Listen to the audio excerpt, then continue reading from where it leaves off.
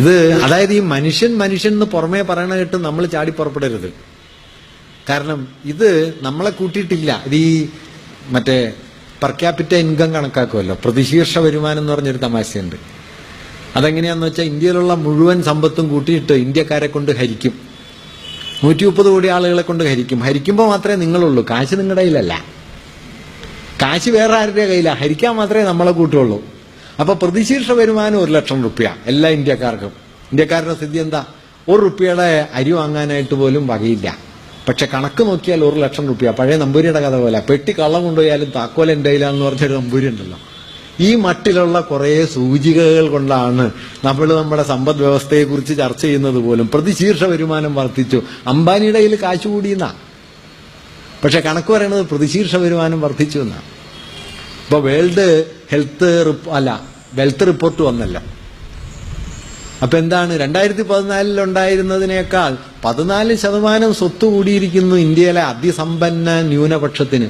14%, 2 കൊല്ലം കൊണ്ട്. അച്ഛാദിനായക ഇങ്ങനെ കൂടിയിരിക്കുന്നു. പക്ഷേ കണക്കെടുക്കുമ്പോ എന്തുവരും? ഈ കൂടിയ സ്വത്ത് 130 കോടി ജനങ്ങളുടെ പേരിൽ വീതിക്കുമ്പോ 2014 പ്രതിശീർഷ വരുമാനം 80,000 റുപ്യായിരുന്നു. ഇപ്പൊ 1 ലക്ഷം റുപ്യായിരിക്കുന്നു. എന്തൊരു വളർച്ചയാണ്!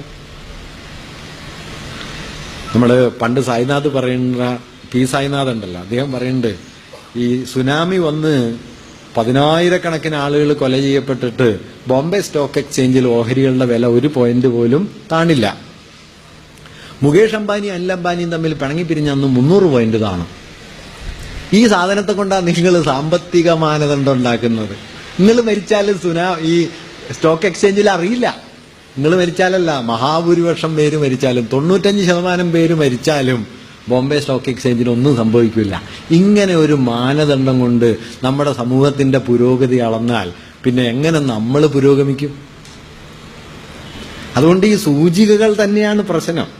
ഞാൻ ഈ മനുഷ്യനാണ് പ്രശ്നം എന്ന് പറയായിരുന്നു. ഇപ്പൊ ആഫ്രിക്കക്കാർ ഉന്നയിക്കുന്ന ചോദ്യം, സ്ത്രീകൾ ഉന്നയിക്കുന്ന ചോദ്യം, ദളിതരും ആദിവാസികൾ ഉന്നയിക്കുന്ന ചോദ്യം, നിങ്ങൾ മനുഷ്യരെ കുറിച്ച് പറയുന്നു, അതിൽ ഞങ്ങളുണ്ടോ?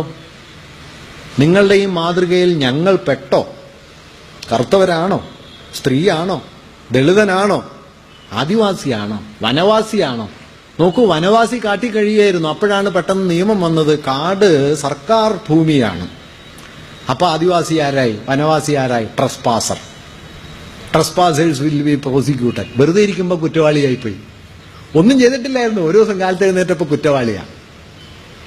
ഇങ്ങനെയാണ് നിയമം ഉണ്ടായത്, ഇല്ലേ? ക്രിമിനൽ ട്രൈബ്സ് എന്ന് പറഞ്ഞല്ലോ, കുറ്റവാളി ഗോത്രങ്ങൾ. എന്താണ് ചെയ്തത്? കാടിൽ പാർക്കുകയായിരുന്നു, കാടിൽ ജീവിക്കുകയായിരുന്നു.